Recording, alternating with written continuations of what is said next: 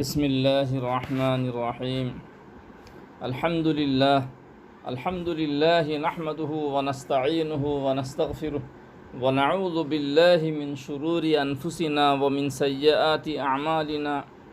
من يهده الله فلا مضل له ومن يضلله فلا هادي له ونشهد أن لا إله إلا الله وحده لا شريك له ونشهد أن سيدنا محمدا عبده ورسوله صلى الله عليه وسلم. اللهم صل على محمد وعلى آل محمد كما صليت على إبراهيم وعلى آل إبراهيم إنك حميد مجيد. اللهم بارك على محمد وعلى آل محمد كما باركت على إبراهيم وعلى آل إبراهيم إنك حميد مجيد. اللهم إني أعوذ بك أن أشرك بك وأنا أعلم وأستغفرك لما لا أعلم. حسبنا الله ونعم الوكيل نعم المولى ونعم النصير. আল্লাহ পাক এই মানুষকে যে জীবন দিয়েছেন, এই জীবনে অনেক সমস্যা আছে। তার মধ্যে একটি সমস্যা এই, যে সমস্যায় মুমিন গায়রি মুমিন জাতি ধর্ম নির্বিশেষে সমস্ত মানুষই মাঝে মধ্যে ভোগে, তার মধ্যে ঈমানওয়ালারাও ভোগে।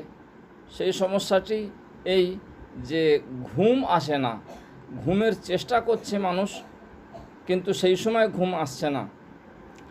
এর কারণ যাই হোক, কিন্তু এটা একটি সমস্যা, একটি মানুষের বিড়ম্বনা, মানুষের একটি বিপদ। এই বিপদ থেকে উদ্ধার হওয়ার কি উপায় আছে কোরআন হাদিসের আলোকে?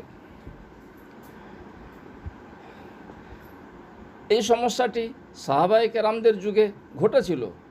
হযরত খালিদ ইবনে ওয়ালিদ রাদিয়াল্লাহু আনহু রাসূলুল্লাহ সাল্লাল্লাহু আলাইহি সাল্লামকে বলেছিলেন যে গভীর রাতে আমার ঘুম আসে না, রাত গভীর হয়ে গেলেও আমার ঘুম আসে না।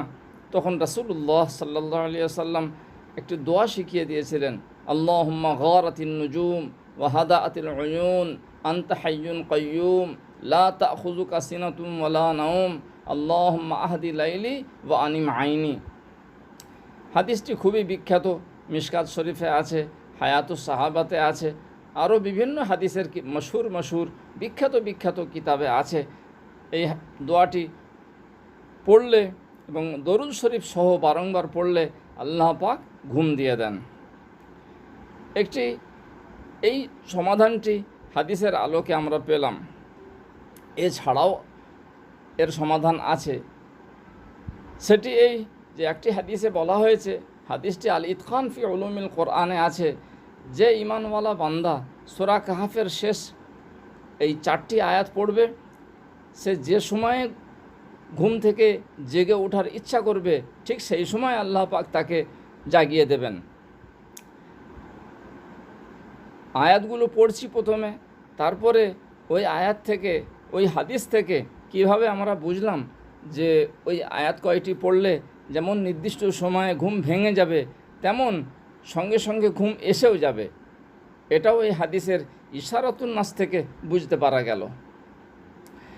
আয়াতগুলি এই, আউযু বিল্লাহি মিনাশ শাইতানির রাজিম, ইন্নাল্লাযীনা আমানু ওয়া আমিলুস সালিহাতি কানাত লাহুম জান্নাতুল ফিরদাউসি নুজুলা খালিদিনা ফিহা লা ইয়াবগুনা আনহা হিওয়ালা قل لو كان البحر مدادا لكلمات ربي لنفد البحر قبل أن تنفد كلمات ربي ولو جئنا بمثله مددا قل إنما أنا بشر مثلكم يوحى إلي أنما إلهكم إله واحد فمن كان يرجو لقاء ربه فليعمل عملا صالحا ولا يشرك بعبادة ربه أحدا।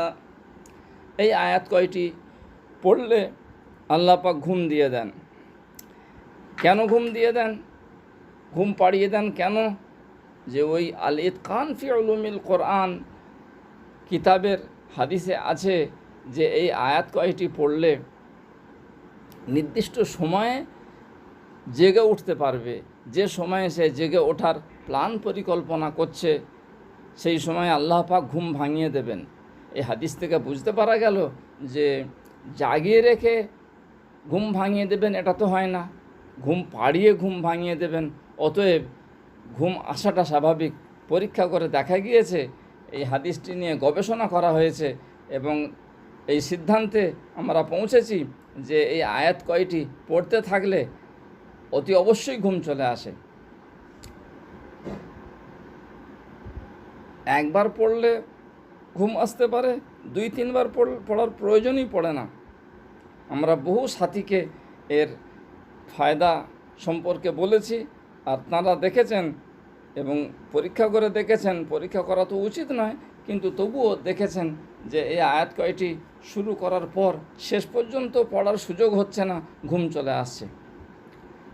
কখনো এরকম হতে পারে যে 1বার বা 2বার পড়ার প্রয়োজন পড়বে, কিন্তু কখনো আবার বাইরের কোনো বাধা সরাতে হয়। যদি কোনো শয়তানি ওয়াসওয়াসা ইত্যাদি আসে, তো প্রথমে একবার আউযু বিল্লাহি মিনাশ শাইতানির রাজিম সহ বা আউযু বিল্লাহিস সামিউল আলিম মিনাশ শাইতানির রাজিম মিন হামজিহি ওয়া নাফখিহি ওয়া নাফসিহি, এই তাউজটি পড়ে আয়াতুল কুরসি একবার পড়ে তারপর এই সূরা কাহফের আয়াত কয়টি পড়লে খুব তাড়াতাড়ি ফায়দা হয়। এটি খুবই পরীক্ষিত আমল এবং সর্বত্র আমরা এই আমলটি বলে থাকি, কারণ মানুষ এই বিষয়ে খুব পেরেশান আছে।